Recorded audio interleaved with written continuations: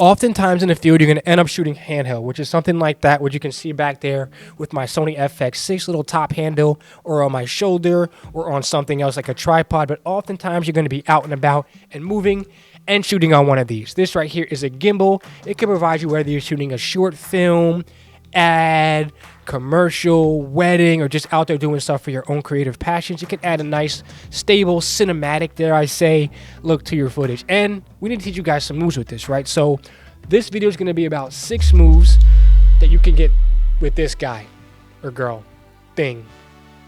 Let's get into it. For those of you guys that don't know, this is the Zhiyun Cinepeer 3E. This is a small handheld gimbal that just came out a couple of weeks ago, early June, I believe. But there's multiple gimbals, different sizes and shapes, all of which do the similar job. This is a Crane 2S. This is a much heavier style gimbal for like batteries and cameras and lenses on top of it with microphones. This is a much more stripped down, simple gimbal. But let's get into some of the moves, right? Move number 1, the push-in. This is a classic move where you smoothly move the camera forward towards your subject. It creates a sense of depth and actually draws the viewer's attention. In my opinion, this move is perfect for revealing details or drawing viewers' attention to a specific moment in your film or ad or whatever you have it. 2, the pull-out. Obviously, this is opposite of the push-in where you move the camera backwards away from the subject. It's great for revealing the environment and giving your audience a sense of space. Sometimes I actually pull out and zoom out at the same time to create like a dramatic effect, or pull out while zooming in. And that actually is a look that a director's famous for. I don't know his name, but if you guys know that name, put it in the comments below, where they pull out and zoom in at the same time. That might be a specific move, but looks really cool on camera. Try that. Gimbal move number 3, the slide. The slide is all about moving the camera from left to right horizontally, or right to left. It's fantastic for tracking movement and showing the relationship between 2 subjects within a frame. So ideally you want to move like this or like this. And if you move your wrist a certain way with certain gimbals, the camera or gimbal might move a little bit more to add a little bit more emotion or a little bit more dramaticness to whatever you are recording. Now, the quicker you do any of those actions is going to send a direct message to the viewer. So be sure to be careful or intentional with every single one of your movements. Gimbal move number 4, the tilt. This involves moving the camera up and down. It's useful for revealing tall subjects or building, or creating a dramatic effect by tilting up or down towards the ground.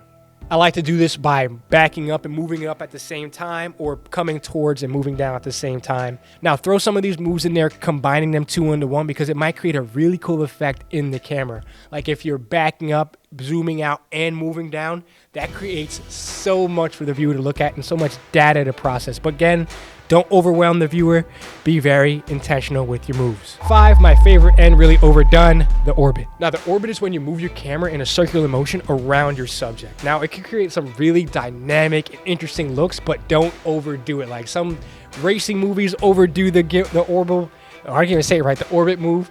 But a lot of my favorite things to do in this orbit is to maybe make it a quick action. Maybe use it as an interlude between 2 scenes to show some sort of action. Like in my first dance videos, when I do weddings, I like to orbit around the subjects just to show the viewer that the couple, you know, is dancing. It's weird to get that orbit, and often you have to watch what frame rate and focal length you're shooting at, because sometimes when you're orbiting around, your gimbal might fail because it might be too zoomed in. It might be too heavy of a setup. Be conscious of all that. And again, be very intentional. I probably said that 3 or 4 times in this video, but be very intentional. You can orbit right to left, left to right, whatever you decide. But I like to orbit in context with the movement that's happening on camera. So if my subjects are waltzing back and forth, it doesn't really matter what way I orbit, but if they're going right, I don't want to also be going left, because that creates too quick of a motion. I want to be kind of going with them sometimes, or going slightly against them.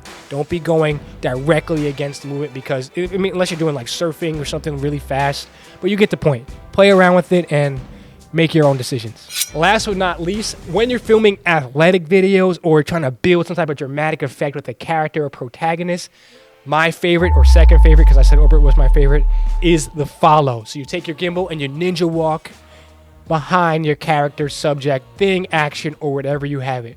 This builds a sort of anticipation, whatever. I don't know what I'm saying right now, but this builds anticipation, and it kind of, I don't know, it just makes me feel like I'm following somebody. Now you could play around with the distances, the focal lengths, Whether you're bouncing a little bit, just create a little bit of cameraman feel there in that follow motion. But overall, you can also follow them backwards too. If a person's walking you like this, you can back up with them and do the exact. I don't know why I'm doing this like this gimbal walk too, but you can back up with them as well. That's like, if the subject's looking outward that way, and you want to be backing up like that with them. Be conscious of your backgrounds, what's directly behind you. Maybe get a spotter. And if you're walking forward, look down at the ground sometimes just to make sure you're not stepping on anything too awkward. I don't want you to watch my channel, try to replicate some of these moves, and get hurt.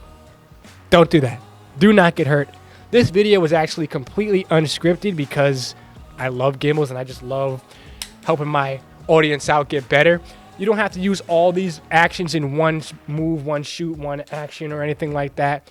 Throw them in every now and then. Again, be intentional. Make errors, make mistakes. I use Instagram to really draw some inspiration on where I can get these moves from. Other movies. That's really much it. It's your boy Kip Jackson. Start somewhere. That's what you would do here, right? Have a good day, people. Peace.